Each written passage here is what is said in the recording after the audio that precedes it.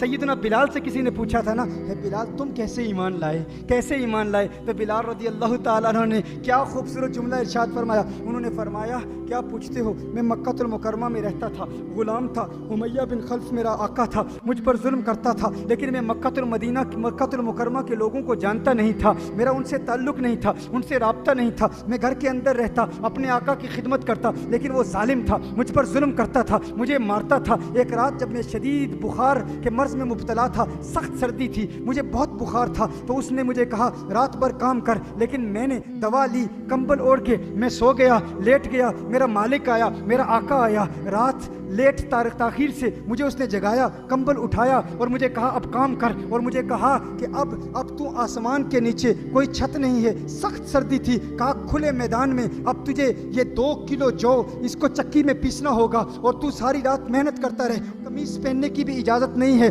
تجھے میں نے چکی پیسنے کے لیے کہا تھا اور تو سو گیا. اس نے مجھے کہا کہ اب قمیص پہننے کی بھی اجازت نہیں، کہا شدید بخار تھا، سخت سردی تھی، اور پھر کھلے میدان میں مجھ پر ظلم کیا اور کہا کہ قمیص بھی اتار دے. بلال حبشی رضی اللہ تعالیٰ عنہ فرماتے ہیں کہ میں رو رہا تھا، میری آنکھوں سے اشکوں کی برسات جاری تھی، میرے کراہنے کی آواز گھر کے باہر جا رہی تھی. ابھی میں چکی پیس رہا تھا، سخت بخار کی حالت میں، شدید سردی تھی، میں چکی پیس رہا تھا کہ اچانک حسنین کے نانا کا گزر میرے گھر کے باہر سے ہوا، مدینے والے کا گزر میرے گھر کے باہر سے ہوا. نبی کریم صلی اللہ علیہ وسلم نے میرے دروازے پر دستک دی، آقا نے دروازے پر دستک دی. میں نے دروازہ کھولا، کہا کیوں رو رہے ہو، کیوں رو رہے ہو؟ میں نے کہا جائیے صاحب، لوگ پوچھنے والے تو بہت ہوتے ہیں، غمخوار بن کے بہت آتے ہیں، لیکن غم کا مداوع کون کرتا ہے، مدد کون کرتا ہے؟ پوچھتے تو بہت ہیں. کہا میں نے یہ جملے کہے، میرے جملوں میں کچھ سختی تھی، میرے جو کلام میں کچھ تلخ لہجہ بھی تھا. آقا صلی اللہ علیہ وسلم تشریف لے گئے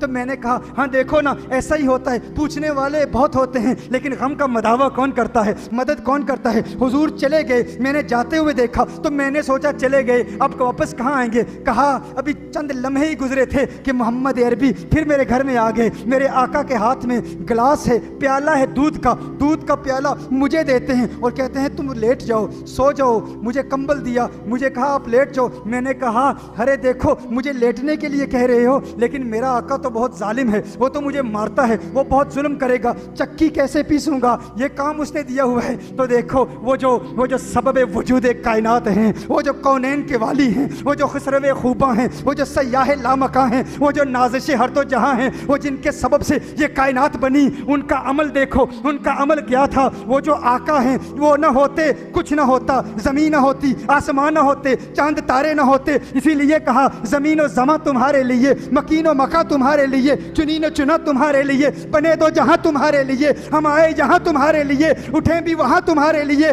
وہ جو مصداق لولا کا لما خلقت دنیا ہیں، وہ جو مصداق لولا کا لما خلقت الافلاق ہیں، اگر وہ نہ ہوتے کچھ نہ ہوتا. اسی لیے تو کہا نا یہ صبا سنک، وہ کلی چٹک، یہ زبان چہک، لب جو جلک، یہ مہک جھلک، یہ چمک دھمک، سب اسی کے دم کی بہار ہے. یہ سمن، یہ سوسن و یا سمن، یہ بنفش سنبل نسترن، گل سرو لالا بھرا چمن، وہی ایک جلوہ ہزار ہے. وہ نہ تھا تو باغ میں کچھ نہ تھا، وہ نہ ہو تو باغ و سب فنا، بادب جھکا لو سرے ولا کہ میں نام لوں گل و باغ کا. گل تر محمد مصطفیٰ، چمن ان کا پاک دیار ہے، چمن ان کا پاک دیار ہے، چمن ان کا پاک دیار ہے. کہا وہ جو سبب وجود کائنات ہیں میرے آقا. بلال نے پوچھا، بلال نے کہا کہ یہ ظالم تو مجھے مارے گا، یہ تو ظلم کرے گا. آپ کہتے ہیں لیٹ جائیں، لیکن دیکھو آج میں کہتا ہوں ہندوستان میں رہنے والوں، منگلور میں رہنے والوں، اگر تمہارے پڑوسی تمہیں کہتے ہیں کہ حضور دہشت کی تعلیم دیتے ہیں،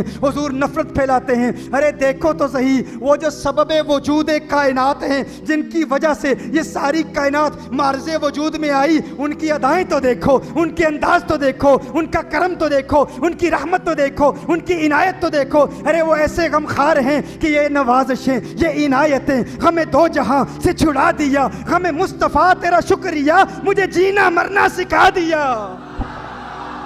जीने का ढंग सीखना चाहते हो, जीने के अंदाज सीखना चाहते हो, तो आओ मदीने की गलियों में चलते हैं, आओ आका की बारगाह में चलते हैं कि आका ने दीन का, इस्लाम का पैगाम कैसे फैलाया। क्या तलवार से फैलाया? अरे तलवार से नहीं, पूछो बिलाल से कि बिलाल ने इस्लाम कबूल कैसे किया। बिलाल से पूछा गया, है बिलाल फिर क्या हुआ? कहा मैंने कहा कि ये चक्की कौन पीसेगा, अरे वो जालिम तो मारेगा। लेकिन आका ने फरमाया, अरे बिलाल घबरा नहीं, आज तुझ गुलाम की खातिर मैं मोहम्मद पूरी रात चक्की पीसता रहूंगा।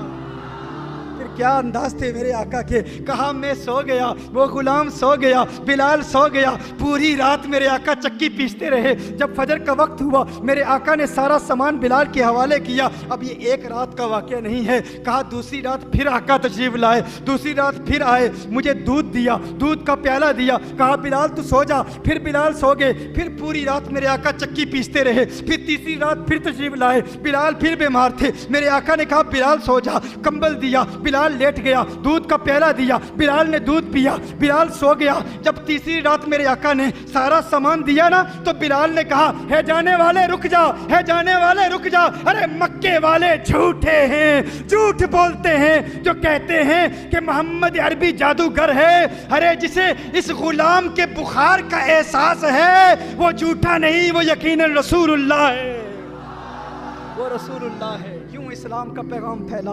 तुम कहते हो इस्लाम तलवार से फैला, इस्लाम नफरत से फैला। नहीं, तलवार से नहीं, आका के प्यार से फैला, आका की मोहब्बत से फैला, आका की शफकत से फैला, आका की मेहरबानियों से फैला, आका के करम से फैला। आओ इस मोहब्बत के पैगाम को आम करें, आओ इस यकजहती के पैगाम को आम करें, आओ इस इत्तेहाद के पैगाम को आम करें, आओ नफरतों को मिटा दें, आओ दुश्मनों को मिटा दें, आओ अदावतों को मिटा दें, दुनिया को बता दें कि हम उस मोहम्मद अरबी सल्लल्लाहु अलैहि वसल्लम का कलमा पढ़ने वाले हैं, जिनके लबों पर हमेशा मुस्कुराहट थी, जो हमेशा मुस्कुराते थे, जो हमेशा मदद करते थे, हर मांगने वाले को अता करते थे, कोई खाली हाथ नहीं जाता था। इन्ना आतैना कल कौसर, सारी कसरत पाते ये हैं, रब है मोती ये हैं कासिम, रिस्क उसका है खिलाते ये हैं।